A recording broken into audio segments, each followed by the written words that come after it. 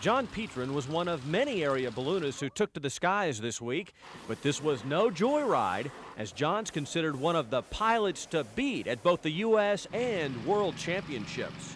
Every time I fly, I give it a visual inspection before I actually launch. But to find out what makes this guy one of the favorites for the World Championships, we decided to do the best thing possible. Take a ride with him. I want to say I flew when I was 4.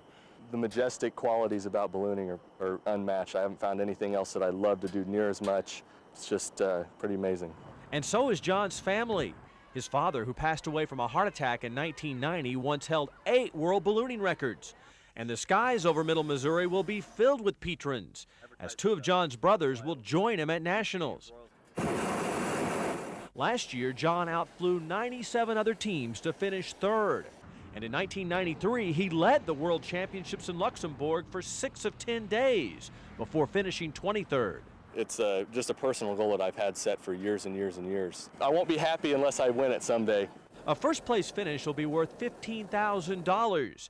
But this quest is not about money. They say if you want to make $1 million in ballooning, you need to start with $2 million. One ride with John tells you just how talented this 24-year-old is.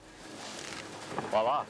And he'll need to be, as he'll spend 3 hours a day for 10 straight days in the air, chasing his dream and keeping a legacy first started by his father alive. Neal Jones, News 5.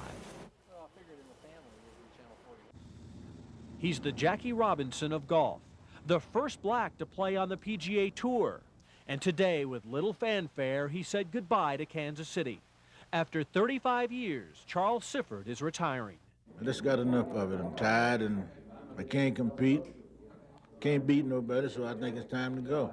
While Arnie and Jack were battling for titles, Charles Sifford spent the 50s and 60s fighting just to get on the golf course. It was a tough job. I wished I had never been the first to break into the PGA. It's been a tough job for me, and it seems as though I've been punished for being the first. And if Charlie Sifford remains unknown to most of these fans, to his peers, he's a hero of sorts. I think he's meant a tremendous amount to the tour. What Charlie had to go through as far as getting on golf courses and playing in golf tournaments and having to eat in the kitchen, couldn't go in the locker room, what have you.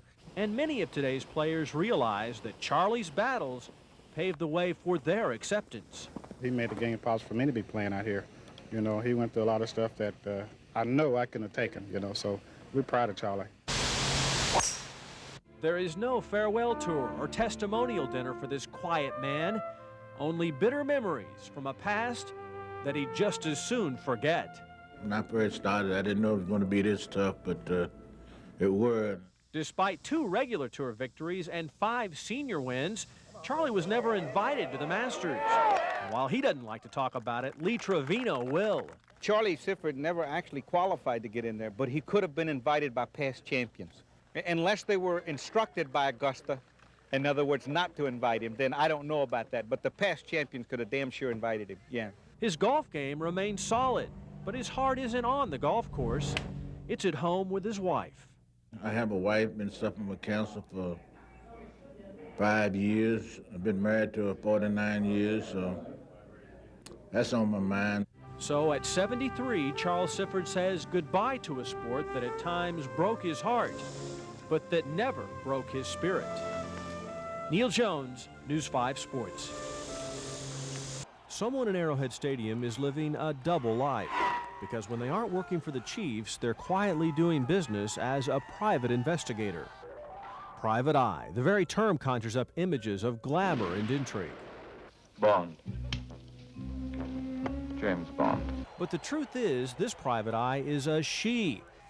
Yep, it's a Chiefs cheerleader. Go Chiefs! Kim Reeves is a licensed private investigator.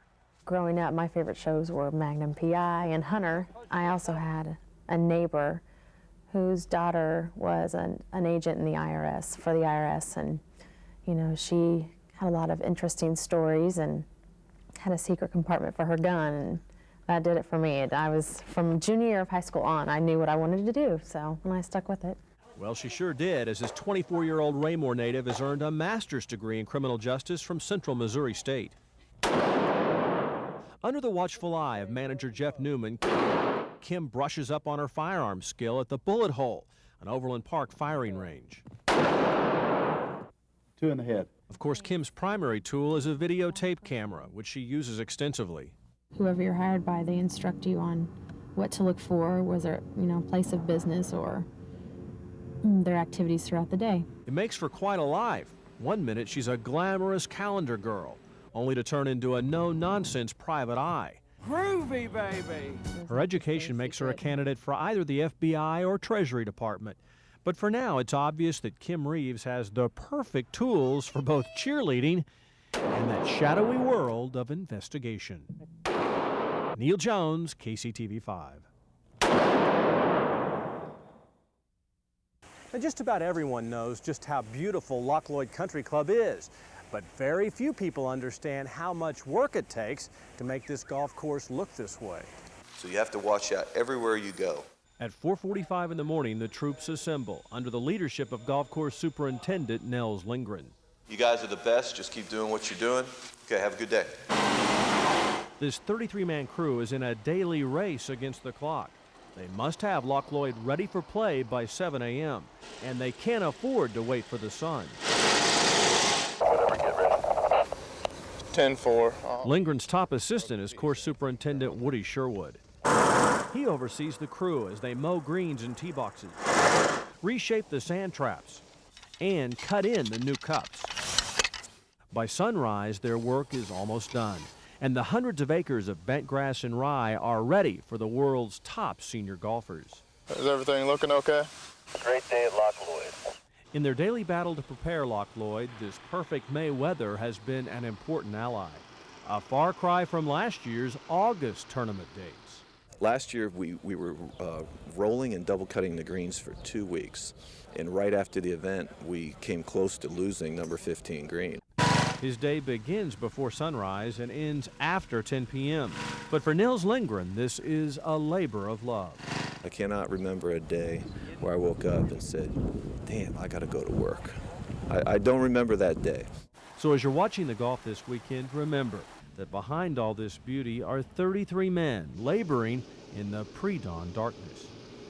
At Loch Lloyd, Neal Jones, News 5 Sports.